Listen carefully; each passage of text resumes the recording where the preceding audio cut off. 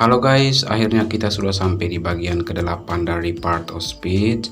Balik lagi bersama saya Mancek. Di video kita kali ini yang mengenai part of speech ini, akhirnya kita udah sampai di part of speech yang terakhir, yaitu interjection. Nah, seperti yang saya jelasin di awal bahwa part of speech itu ada 8 jenis, dimana pertama ada noun.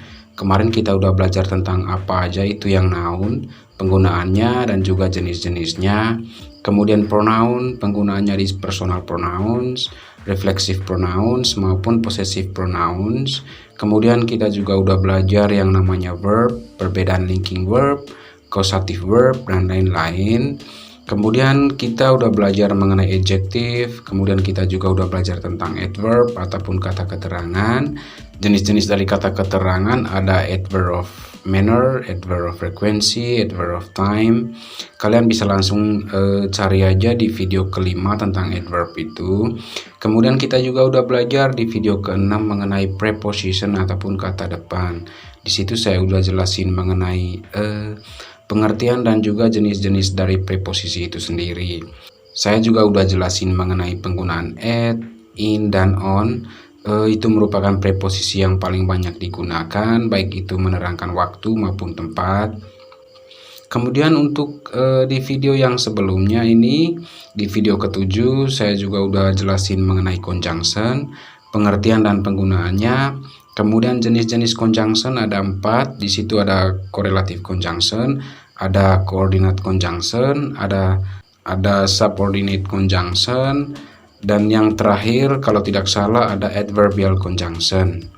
Di situ sudah sangat jelas. Jadi kalau misalkan kalian belum nonton video sebelumnya, sebaiknya kalian nonton dulu video 1 sampai 7. Di situ saya sudah jelasin mengenai bagian part of speech ini dari 1 sampai 7 secara rinci. Kalian bisa langsung nonton aja di situ.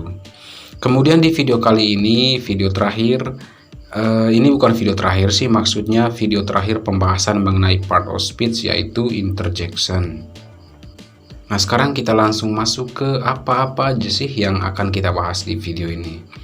Sebenarnya untuk video ke-8 ini atau interjection ini tidak banyak yang bisa dibahas kayak ke-7 bagian part of speech yang lain, yang mana kita di sana membahas mengenai jenis, bentuk ataupun penggunaan.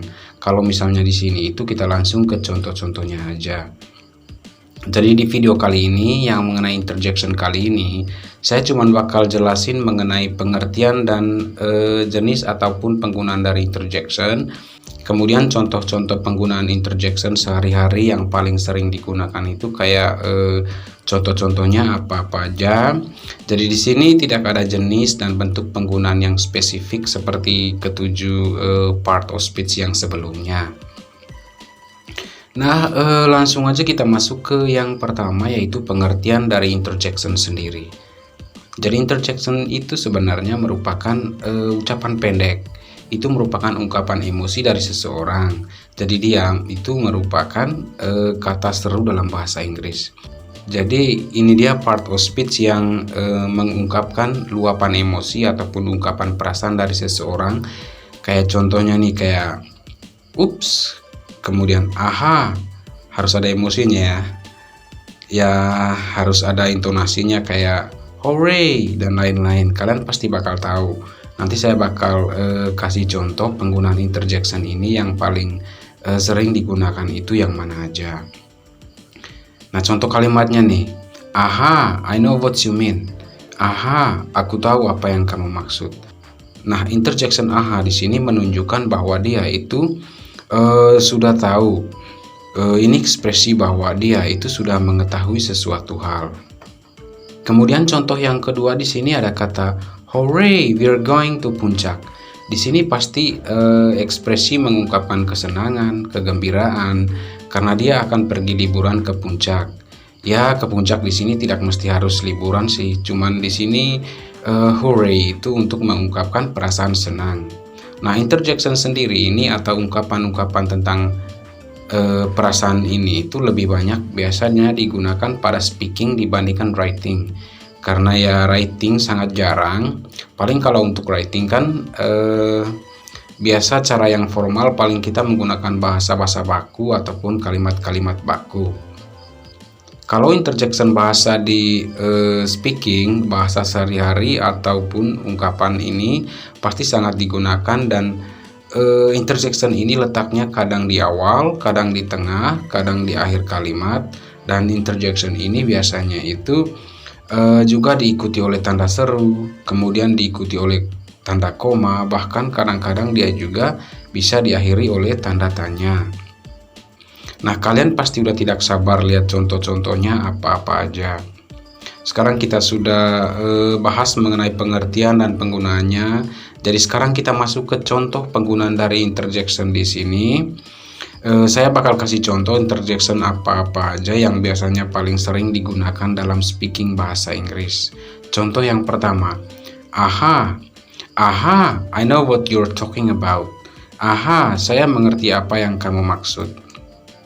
Nah, di sini aha di sini itu mengekspresikan keberhasilan atau akhirnya dia mengerti. Mungkin sebelumnya dia tidak mengerti, tapi akhirnya dia mengerti. Jadi dia mengungkapkannya dengan ekspresi aha. Akhirnya saya tahu apa yang kamu bicarakan. Kemudian contoh yang kedua ada you did the wrong thing again. Kamu melakukan hal yang salah lagi. Nah, ekspresi di sini itu mengungkapkan kekesalan karena entah yang dia maksud siapa itu, mungkin bawahannya. Jadi dia mengungkapkan emosinya atau ekspresinya dengan interjection kayak gitu. Kemudian yang ketiga ini ada why are you do that? You made her sad. Mungkin seperti itu ya. Jadi di sini untuk kayak mengungkapkan kesedihan gitu, karena kamu, entah dia siapa itunya kamu, itu membuat dirinya menangis. Jadi kayak why are you do that? You made her sad. Mungkin intonasinya tuh kayak gitu. Kemudian yang berikut itu ada what are you saying? Kayak sinis gitu. Jadi dia itu kayak sinis, terus kayak dia minta diulangin lagi gitu. Jadi kayak dia itu tidak mendengar, terus dia minta perkataan dia itu diulangi lagi, atau mungkin dia itu kesel, atau dia sengaja untuk mengungkapkan itu karena dia tersinggung gitu dengan ucapan orang lain. Kemudian contoh berikutnya ada maybe I talk to you later. Ini itu mengungkapkan keraguan. Kayaknya dia itu ditanyain sesuatu, kemudian dia belum siap untuk memberitahu orang tersebut apa yang dia rasakan ataupun apa yang dia mau jawab. Kemudian, are you mad at me? Di sini, di sini itu berfungsi untuk dia itu kayak memastikan gitu, untuk mengkonfirmasi ulang, apa kamu marah dengan saya? Are you mad at me? Kemudian, your food is the best, mom. So yummy. Dia itu kayak itu kayak sangat senang, sangat menyukai makanan yang dibuat oleh ibunya. Jadi kayak ekspresi atau ungkapan bahwa makanan itu sangat-sangat enak. Kemudian, it was you. Mungkin ini ekspresi dia itu kaget. Dia itu dikagetin sama temennya, atau terus dia bilang, it was you. Ternyata itu kamu tuh yang liatin saya gitu, kayak gitu. Terus ada ekspresi kayak gini nih, ulala, look who is here. Ulala, lihat siapa yang ada di sini. Mungkin itu kayak ngejek gitu, kayak musuhnya datang atau siapapun yang datang gitu, dia langsung kayak ngejek seperti itu. Ulala, lihat siapa nih yang datang. Kemudian ada contoh, oops, I'm sorry. Di sini bisa dua kemungkinan. Dia benar-benar menyesal, atau dia ngejek gitu, kayak oops, I'm sorry. Kayak sengaja gitu buat untuk melakukan hal seperti itu. Kemudian ada ouch, you hurt me. Itu kayak ekspresi mengungkapkan bahwa dia itu disakiti gitu. Kemudian yang saya kurang begitu lincah ngucapinnya seperti apa, kayak I can do better than that.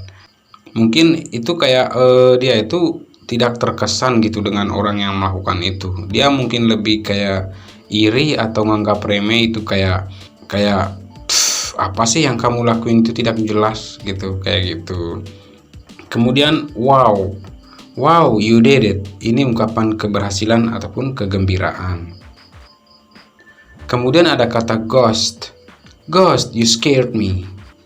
Kalian pasti pernah dengar atau sering dengar ini. Oh my gosh, itu kayak kalau kita kaget gitu, terkejut, ketakutan, kayak ghost, you scare me. Kemudian ada yak, you smell so stinky. Kamu itu sangat bau, jadi kayak ekspresi atau ungkapan jijik gitu. Kemudian hush, don't be noise. Ini kayak nyuruh orang untuk diem, kayak hush, jangan berisik gitu. Kemudian ada bingo, finally you understand. Ini kayak ekspresi akhirnya setelah perjuangan yang panjang, akhirnya berhasil juga untuk yakinkan dirinya. Asik. Bingo, finally you understand. Kemudian ada kata yippee, grandma is coming. Ini juga merupakan ungkapan kegembiraan karena mungkin sesuatu yang dia harapkan atau dia impikan itu terjadi, atau neneknya itu akhirnya datang untuk menjenguk dia gitu. Kemudian ada kata aha, this sounds great, kayak gitu. Kayak ini kayak ungkapan dia itu setuju gitu akan ide orang-orang ataupun ide temannya. Aha, I got you. Jadi mungkin itu aja sih yang bisa saya kasih contohnya, contoh dari interjection ini. Mudah-mudahan ini akan menjawab sebagian besar dari jenis ungkapan emosi dalam bahasa Inggris. Mudah-mudahan bisa nambah vocab kalian dalam speaking. Kemudian kalian bisa cari lebih banyak lagi mengenai interjection atau ungkapan-ungkapan yang seperti ini. Terima kasih karena kalian udah nyimak video saya. Saya harap juga kalian juga nyimak video yang pertama sampai video ke-8 ini tentang bagian-bagian dari part of speech ini. Dan juga jangan lupa untuk like video ini, tinggalkan komentar kalian, dan share video ini ke teman-teman kalian.